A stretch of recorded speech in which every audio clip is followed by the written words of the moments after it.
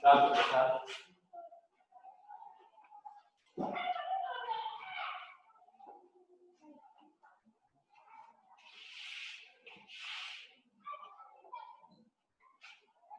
Non condensateur. Alors, on va commencer d'abord par définir ce que c'est un condensateur. Définition.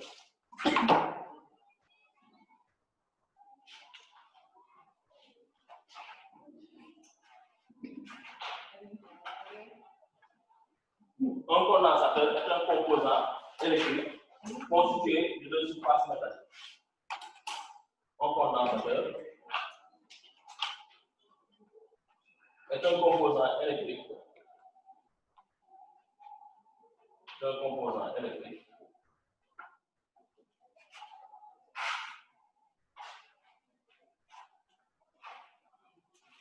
constitué de deux surfaces métalliques.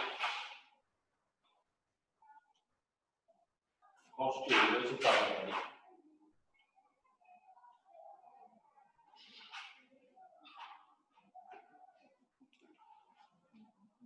Constitué de deux surfaces métalliques. Armature en regard est séparée par un isolant. Armature en regard est séparée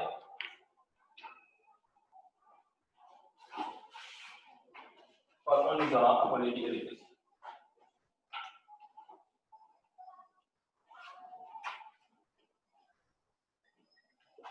Diélectrique.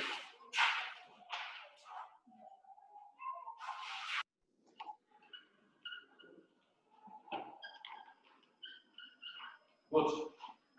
Donc en fait, c'est ça qu'on appelle un condensateur. Et la représentation, c'est simplement ça.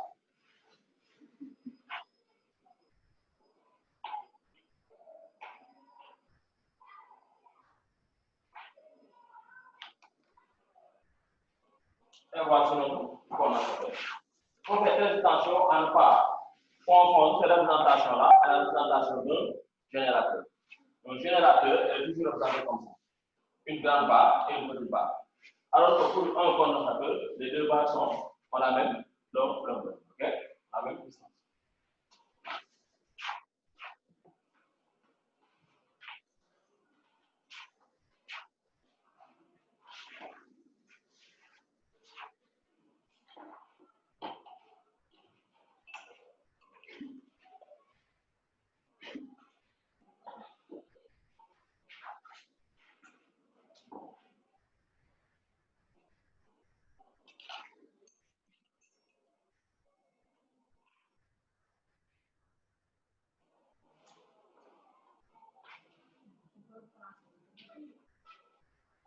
Alors, donc, on va, deuxièmement, quantité d'électricité est paramètre d'un condensateur. Quantité d'électricité est paramètre d'un condensateur. Quantité d'électricité est paramètre d'un condensateur.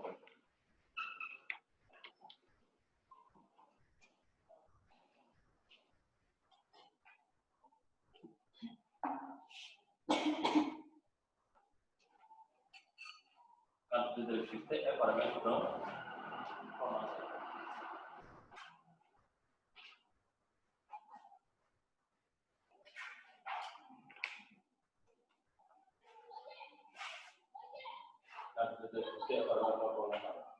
Alors, comme on l'a dit tout à l'heure, un condensateur, c'est un composé électrique qu'on peut charger d'électricité en le branchant au bon générateur. Alors, un condensateur est un composant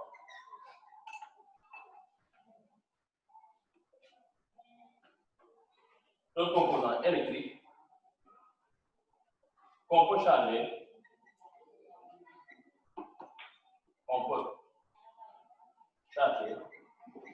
en le branchant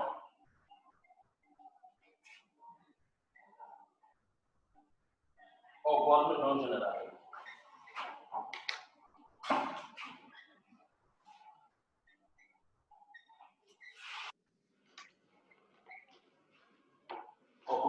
générateur.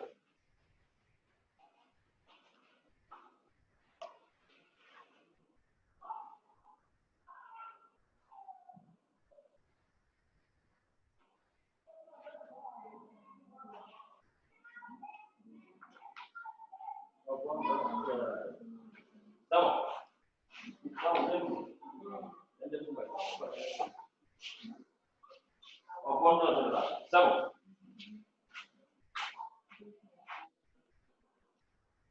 Alors, de ce fait donc, qu'est-ce qui se passe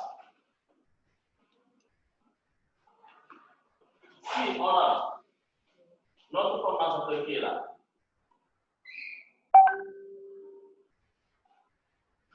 branché au bord de ce générateur, plus la moins. Le sens du courant est comme ça. Et ça, c'est l'armature A. Ça, c'est l'armature A. Et ça, c'est l'armature B. N'est-ce pas? Donc, qu'est-ce qui va se passer? Il y aura, vous savez que ça, c'est le sens du courant. Or, un sens du courant, c'est le sens contraire du déplacement des électrons. Donc, cette armature-là sera chargée positivement et celle-ci sera chargée négativement. Et on aura en fait ça.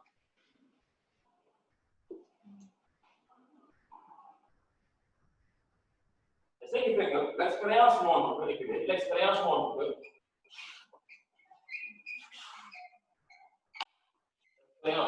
que la quantité d'électricité au niveau de la borne, la quantité d'électricité au niveau de la borne de l'armature A est donnée par QA égale à CUAB. Égale à CUAB. Et au niveau de la borne, au niveau de l'armature B, on aura CUBA. QBA. Or, on sait que QA est positif. QA est positif. On a aussi UBA égale à moins UAB. Égale à moins UAB. Donc, en remplaçant ici, on aura UB égale à moins CUAB. Ce qui fait que donc, au niveau de l'armature QB, on a quoi? On a une quantité de charge qui est égale.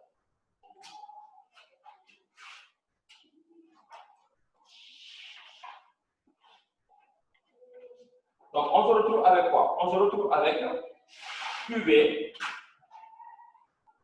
égal à moins CUAB. Et donc, ce qui implique donc que QA, la charge, la quantité d'électricité au niveau de l'armature A est égale à moins la quantité d'électricité au niveau de l'armature B. Maintenant, que signifie C? Il faudrait savoir que C est un paramètre caractérisant un condensateur et il porte le nom de capacité du condensateur et s'exprime en farad. C est une grandeur caractérisant un condensateur. Une grandeur caractérisant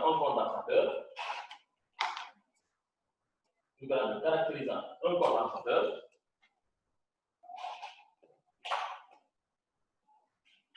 Elle est appelée capacité du condensateur. Elle est appelée capacité du condensateur. Elle s'exprime en farad.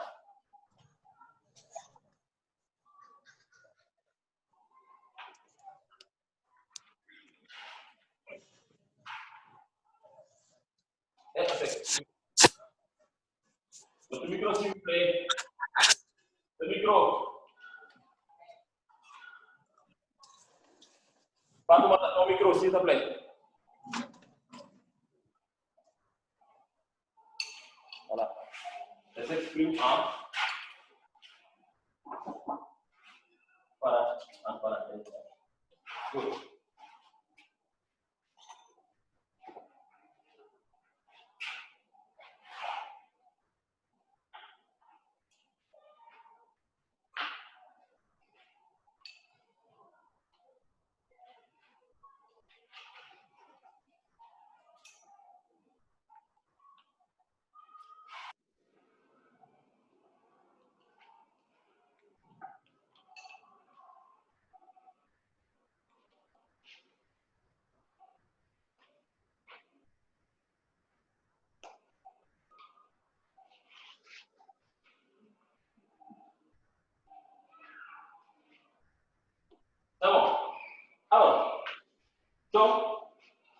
faut savoir que, comme je l'ai expliqué tantôt, qu'un condensateur est toujours représenté, le symbole d'un condensateur, c'est ça.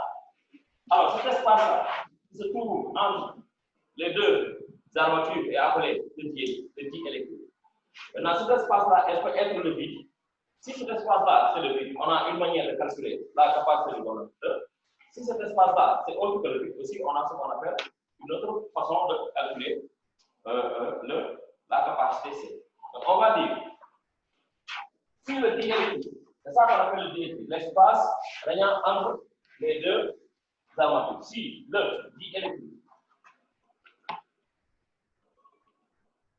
le diélectrique est égal, bien, et le vide,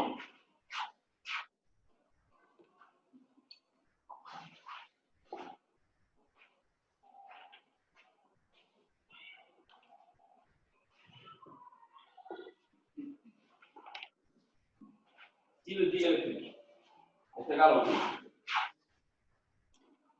dans ce cas-ci, qu'est-ce qu'on va avoir? On va avoir C égale à epsilon 0 S sur E. Epsilon 0 S sur E. S c'est la surface, epsilon 0 c'est la permittivité du vide. La permittivité du vide, E c'est l'épaisseur. Epsilon 0 vers permittivité du vide. S c'est la surface de chacune des armatures.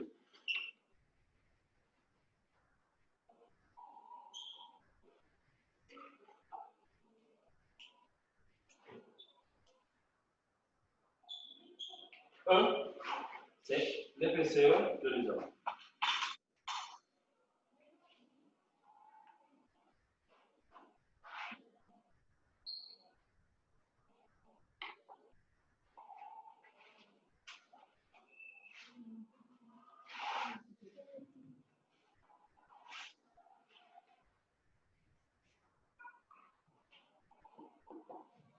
Le vide, ça peut être de l'air. Hein? Donne-moi de l'air. Hein?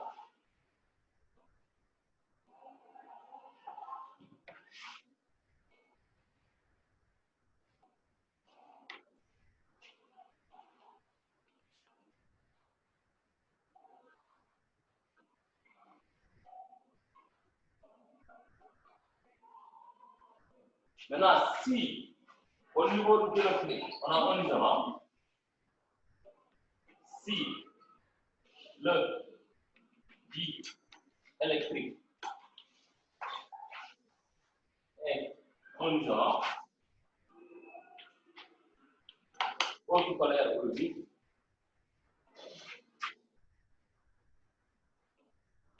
autocolère pour le vide, ce qu'on va avoir ici, c'est simple.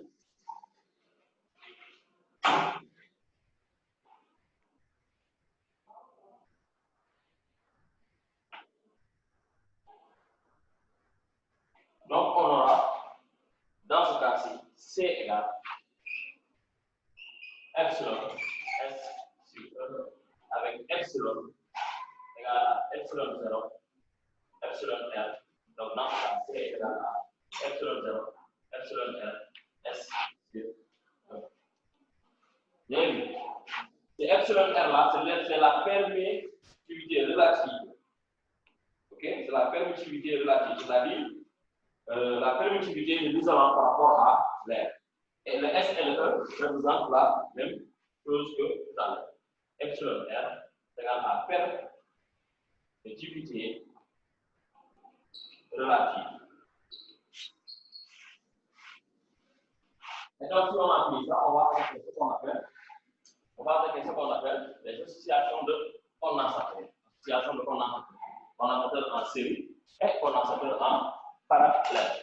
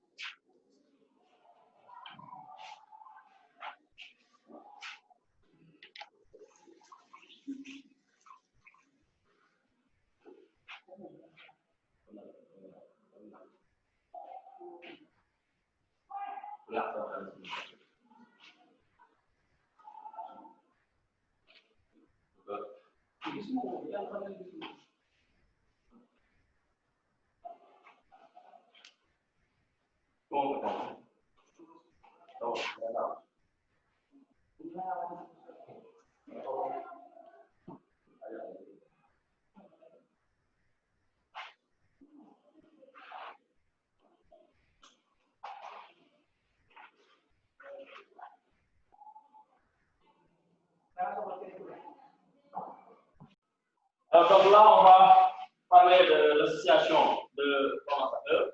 On a ici association en série. Si on applique la loi d'activité des tensions, on va avoir la tension U AB, c'est égal à la tension U A1 B1 plus U A2 B2 plus U A3 B3. Si on applique la loi d'activité des tensions. Or, on sait tous que ça, c'est le condensateur C1, ça, c'est le condensateur C1, condensateur C2, condensateur C3. Qu'est-ce qu'on a? On sait que UAB, normalement, comme c'est en série, UAB, c'est égal à la quantité d'électricité équivalente est égale à C équivalent multiplié par UAB. Vous avez compris ce que je vous dis? La quantité UAB, on aura U équivalent, c'est égal à C équivalent UAB. On est tous d'accord. Maintenant, bon, après on verra que s'il s'agit du même C, les C vont se simplifier. Donc, ce qui fait que donc, si ça est égal à ça, on peut dire que UAB, c'est égal à U sur C. Donc, dans ce cas-ci, qu'est-ce qu'on va avoir? On va dire que donc U A1, B1, ça sera égal à U1 sur C1 et U A2, B2, c'est égal à U2 sur C2 et U A3, B3, c'est égal à U3 sur C3. Si j'additionne, je vais avoir donc, là, je vais avoir U équivalent sur C équivalent. Bon, c'est égal à U1 sur C1 plus U2 sur C2 plus U3 sur C3. Les autres là sont là écrits. Est-ce que vous voyez? OK? Ouais. Oui, c'est clair, monsieur. Oui, c'est bon. C'est bon.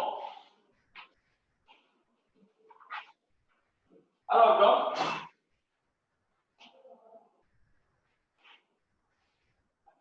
on sait tous que I, la quantité d'électricité Q, c'est égal à l'intensité du courant, multiplié par le temps. De tout d'accord sur ça. De tout d'accord sur ça. Q égale I fois T, delta de T. Or, puisqu'il s'agit du même courant qui sont ici, qui va traverser ici avec le même temps delta de T, je peux dire que donc la quantité Q équivalent que j'ai pris est égal à Q1, égal à Q2, égal à Q3, égal à I fois delta de T. Pour impliquer donc, mon Q équivalent là, c'est égal à Q1, c'est égal à Q2, c'est égal à Q3, qui est égal à I fois delta de T. Et donc, cette égalité-là, ça va devenir comme ça. C'est égal à, donc ce que je vais faire, je vais factoriser par Q là, il y aura 1 sur C1, plus 1 sur C2, plus 1 sur C3, puisqu'il s'agit du même, de la même quantité d'électricité. Q1 égale Q2 égale Q3. Donc, ce qui fait que donc, je peux, qu'est-ce que je peux faire? Entre ces deux Q là, je peux simplifier. Donc, si je simplifie, qu'est-ce qui va rester? Donc, 1 sur C équivalent, c'est égal à 1 sur C1 plus 1 sur C2 plus 1 sur C3. Donc, pour des condensateurs placés en série, on a 1 sur C équivalent égale 1 sur C1 plus 1 sur C2 plus 1 sur C3. Donc, ça, seulement une méthode, bien une manière de démontrer ça, de dire que c'est le contraire pour les résistances. Si c'était des résistances en série, L équivalent égale R1 plus R2 plus R3. Maintenant, s'il s'agit de condensateurs, c'est le contraire, c'est-à-dire 1 sur C équivalent égale 1 sur C1 plus 1 sur C3. C'est bon? Good. Allons-y. Donc, là, c'est l'association en parallèle. On va appliquer ce qu'on appelle, d'après la loi des nœuds,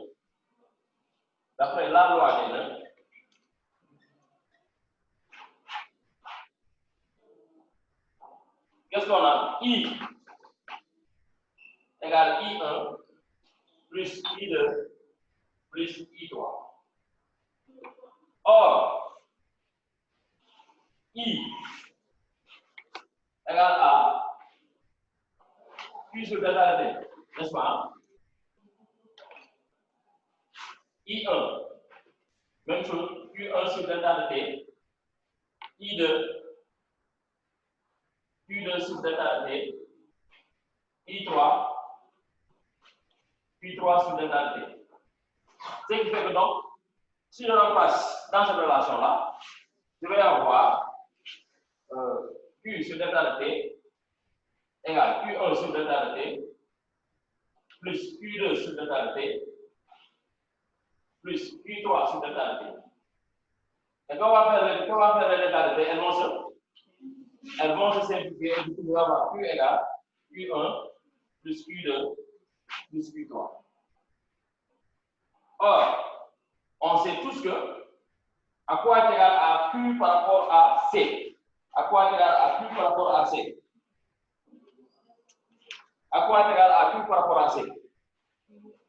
Donc, on aura Q égale à C équivalent fois U à B fois, bon, là, je vais dire c'est C1 U A1 B1 plus C2 U A2 B2 plus C3 U A3 B3. Or, on a quoi? On a un circuit en série. La tension UAB, un circuit en série, la tension UAB égale à la tension UA1 B1 est égale à la tension UA2 B2 qui est égale à la tension UA3 B3. Et donc, qu'est-ce qui va se faire? Elles vont tous se simplifier. Et donc, du coup, on a C équivalent égale à C1 plus C2 plus C3.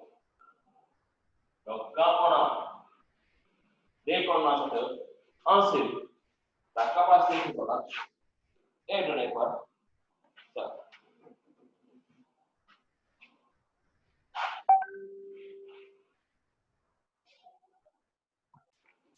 Alors, donc, là, il faut savoir que l'énergie W emmagasinée, c'est 1,5 de Q carré sur C. Or, Q est égal à C. Donc, si on applique ici, on va avoir W, c'est 1,5 de C Q carré sur C. Les C se simplifient, et donc l'énergie emmagasinée par un condensateur, c'est 1,5 de C Q carré. Soit on l'a comme ça, soit on l'a comme ça. OK? Ensuite, si vous avez vu, on a fait l'étude de la charge et de la décharge. Donc, on a fait circuit FC.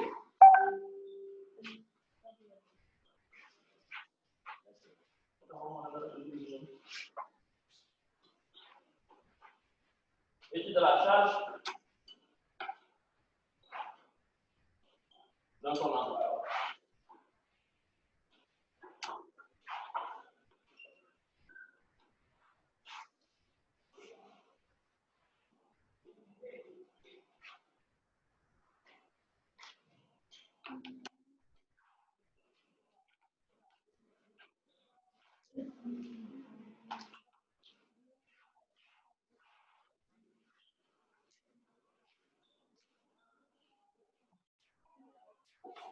Voici un dispositif général de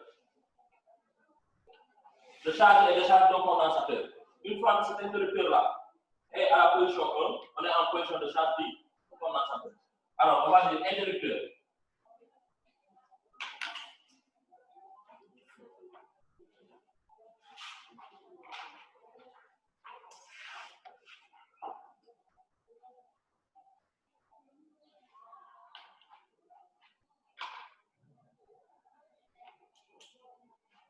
Ce qui fait que donc, on va avoir cette portion de circuit-là.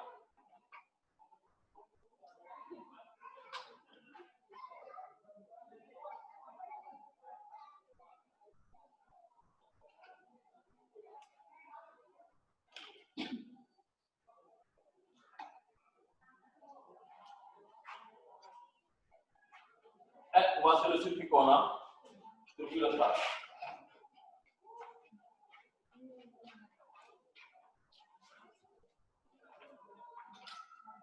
Donc, ceci est un générateur de résistance interne nulle. Voici le condensateur C. Et voici la résistance R. Donc là, c'est P. Là, c'est N. Là, on a A, B, C, D. Good.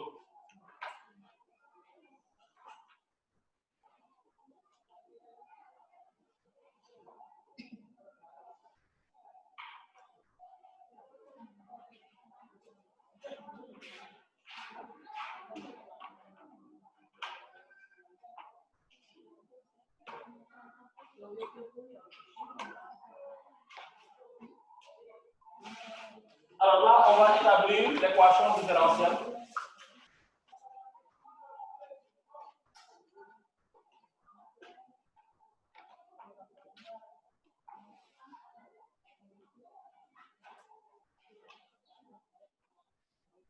Établir l'équation différentielle.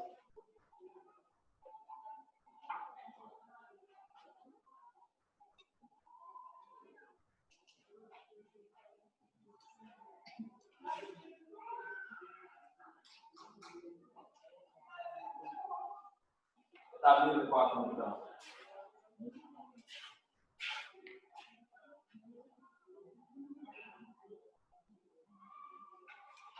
Alors là, d'après la loi des mailles,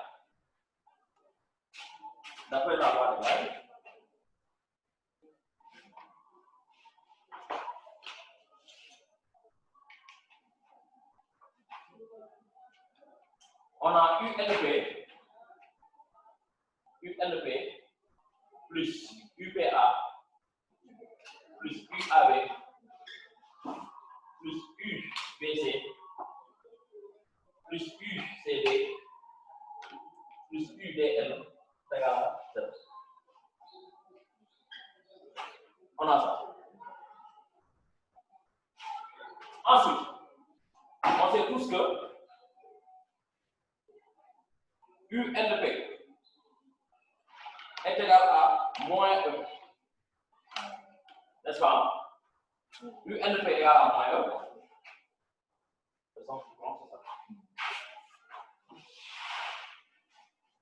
Okay. UNP est égal à moins E. Parce que UNP c'est ça. UPA égale à 0. Ensuite, UAB égale à C fois, non, c'est Q qui est égal à C fois UAB. Donc UAB égale à 1 sur C fois Q. N'oubliez pas, la charge Q au niveau d'un condensateur est donnée par C fois UAB. Donc UAB égale à 1 sur C fois, donc plus 1 sur C, n'oubliez pas Q. UAB. UBC égale à combien? Voilà, UBC égale à LI plus LI. UDL égale à combien? UCD égale à 0. UDL égale à. Donc on aura tout ça égale à. Donc en fait, je vais avoir 1 sur C, Q plus RI égale à E. Or, qu'est-ce qu'on a? Le courant I en fonction de la charge Q. I égale à hein? Q sur T. Donc, mais ici, on sait que donc, le courant il est variable.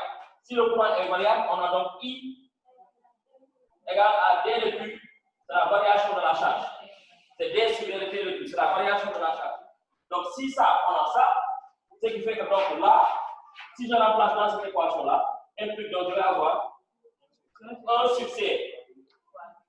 1 sur C, Q, plus R, D de Q sur D de T égale à E.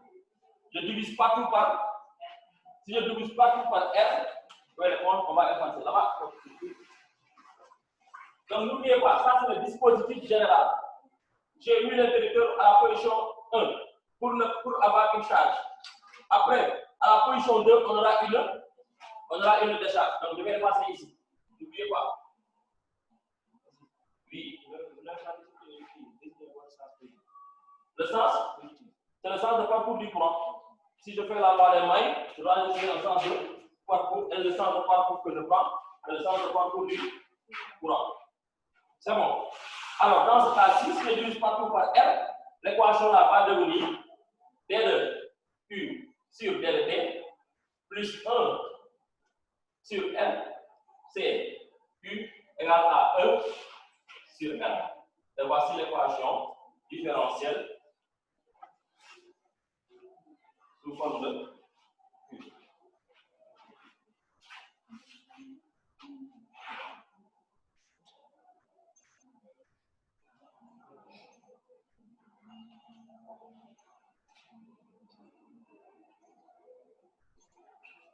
Allez. Allez.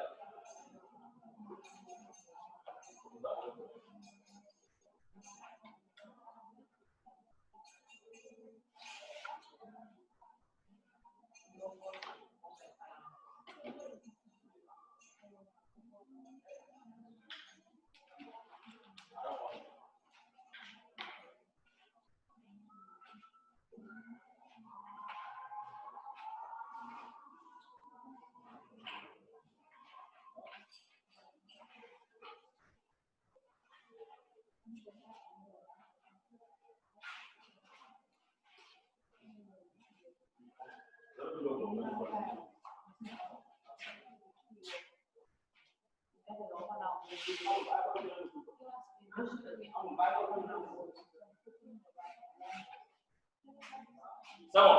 Alors là, une fois qu'on a établi l'équation différentielle, on va aller chercher là.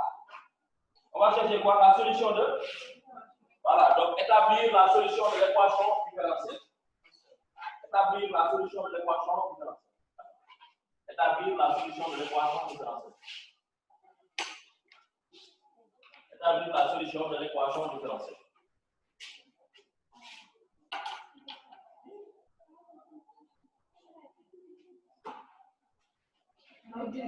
C'est bon. Vas-y.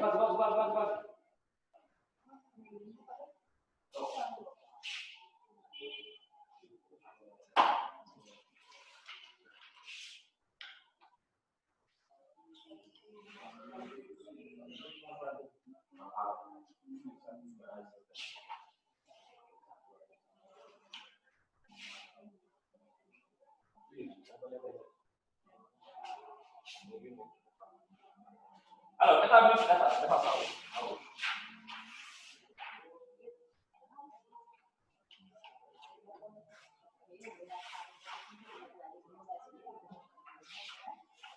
Alors, donc, ce qu'il faudrait faire ici, c'est qu'ici, on a ce qu'on appelle une équation différentielle. On a ici une équation différentielle du premier ordre avec second ordre. Je vous ai dit que ce genre de type d'équation différentielle-là, c'est toujours la somme de l'équation différentielle homogène et la somme de l'équation particulière, de la solution particulière. Donc, ici, on va dire que la solution Q est égale à Q homogène, c'est-à-dire la solution de l'équation homogène. C'est-à-dire, dans ce moment, plus maintenant QP, c'est-à-dire la solution particulière. Or, je vous ai toujours dit que la solution particulière a toujours la forme du second membre. Puisque le second membre ici est une constante, donc on va dire que la solution particulière ici, Q de P est. Voilà. Donc, Q de P de T est égal à B, c'est-à-dire une constante B. Et quelle est l'équation homogène? L'équation homogène ici, c'est D de Q sur D de T plus 1 sur RC, Q qui est égal à 0. N'est-ce pas? Cette solution de cette équation différentielle, ce sont les équations de la forme A exponentielle de moins alpha T. On va dire que ces équations-là, la solution QH de T, c'est A exponentielle de alpha T. La solution de ces genres d'équations-là. On est tous d'accord? Une fois qu'on a ça, donc on va avoir Q de T, c'est égal à B plus A exponentielle de alpha T. Maintenant, cherchons les constantes B, A et alpha. Cherchons B, A et alpha. Alors donc, pour chercher B, on va d'abord dériver. D de Q de T sur D de T, c'est égal à alpha A exponentielle de alpha T.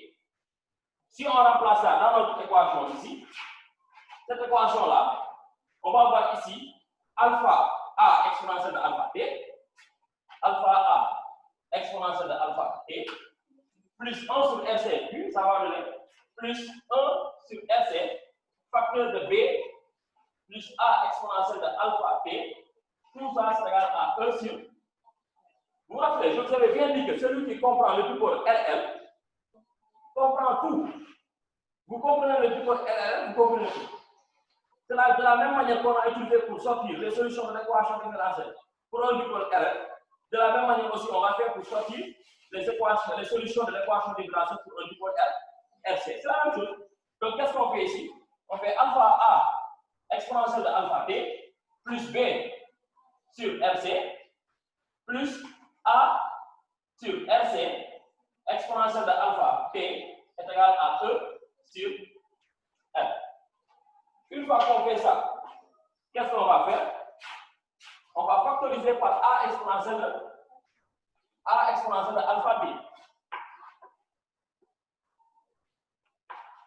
Alors, si on factorise par A exponentielle de alpha T, qu'est-ce qu'on aura? On va avoir A exponentielle de alpha T, facteur de quoi?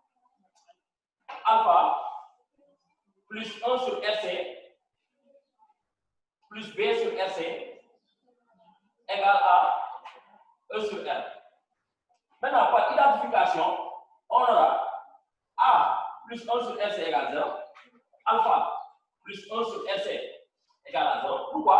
Parce qu'au niveau de ce second membre-là, il n'y a pas d'exponentiel.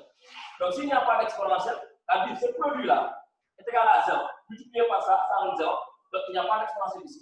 Et on a quoi? B sur RC égale à E sur R. C'est ça qu'on a. Ce qui fait que d'après ça, on va avoir alpha égale moins 1 sur RC. Et ici, B égale à, si on multiplie par RC, les R se simplifient, B égale à E, EC, parce qu'on a E, RC, les R se simplifient, de la EC, tu vois. Ensuite, pour chercher la constante A, on va utiliser les conditions initiales. On va dire AT égale à 0. Quelle est la charge? Q égale à combien? Q égale à 0. Parce qu'à T égale à 0, le condensateur n'est pas encore chargé. Quand il s'agit d'une charge, comme au niveau de la boucle, à T égale à 0, la boucle n'était pas encore chargée. N'est-ce pas? Ici, à T égale à 0 aussi, le condensateur n'est pas encore chargé. Ça veut dire que ce Q-là, qui est la charge au niveau du condensateur, est égal à 0. Donc, à T égale à 0, on a Q égale à 0. Or, on sait que l'expression de Q, c'était quoi? C'était ça. L'expression de Q, c'est là-bas. Q0 égale à 0, mais c'est égal à aussi B plus A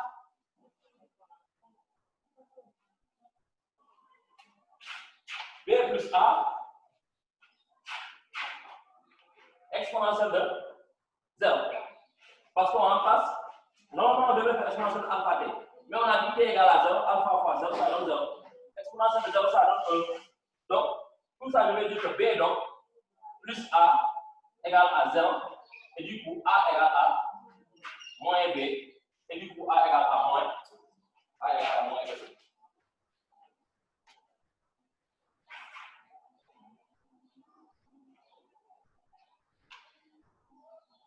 Voilà, A égale à moins B. Et maintenant, puisque A égale à moins B, la solution de notre équation différentielle est la solution de l'équation différentielle est Q de t égale EC moins EC exponentielle de moins 1 sur RC T. Ce qui fait que donc Q de t égale EC facteur de 1 moins exponentielle de moins 1 sur RC T. Voilà. N'oubliez pas de faire l'épreuve de santé militaire 2020. On va corriger ça le vendredi. Les gars, il faut faire ça. C'est dans... Maintenant, en posant,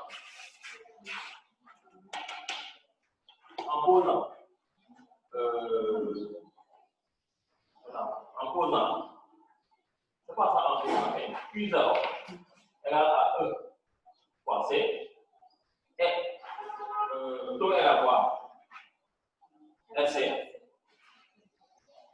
On va avoir Q de T, c'est égal à Q0 facteur de E moins exponentielle de moins T sur Q. On en sait. OK? Maintenant, il faut qu'on vous demande de sortir l'équation différentielle. Établir l'équation différentielle en fonction de QC, la tension au bord du condensateur. Nous n'avons pas la diapo. Établir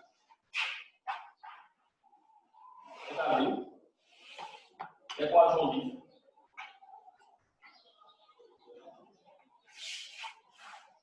en fonction de QC. Donc, dans ce cas-ci, vous ne pouvez pas directement venir établir ça. Il faut toujours établir l'équation différentielle en fonction de la charge. C'est-à-dire cette équation différentielle dLQ sur dLD plus 1 sur RC Q égale à E sur R. Quand vous avez cette équation, ce que vous allez faire, c'est faire dire que Q égale à C fois QC. Et donc, quand vous remplacez ici, vous allez avoir D sur D de T de C QC plus 1 sur RC de C QC est égal à E sur R. Et là, le C va sortir. On va avoir C D de QC sur D de T. Les C se simplifient ici, plus QC sur R est égal à E sur R. N'est-ce pas? Et vous divisez par tout par C. Vous allez avoir donc D de QC sur D de T plus 1 sur RC QC c'est égal à E sur R. E sur RC. Et dans ce cas-ci, voici l'équation différentielle en fonction de Q. En fonction de Q.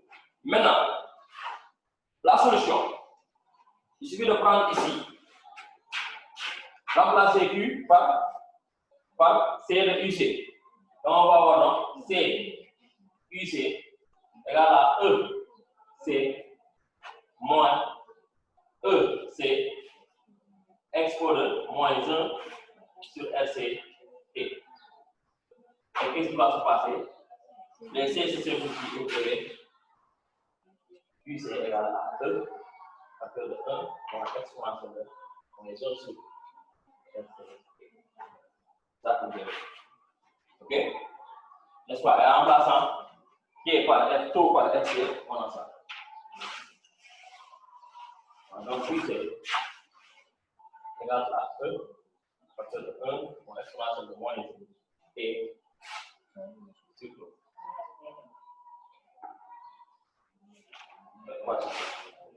C'est bon. Ce qui va se passer maintenant, on va vous demander de donner l'allure de la courbe. Allure de la courbe. Allure de la courbe.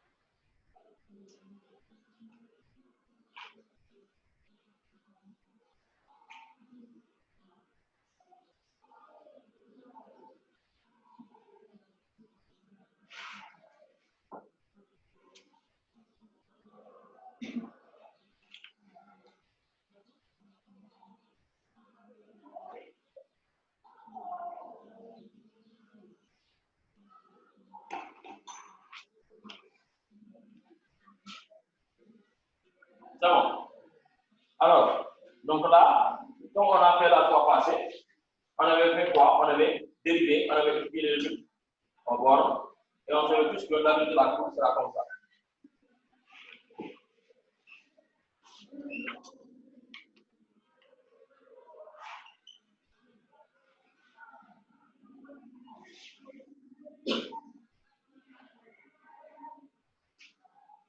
Ensuite, allez.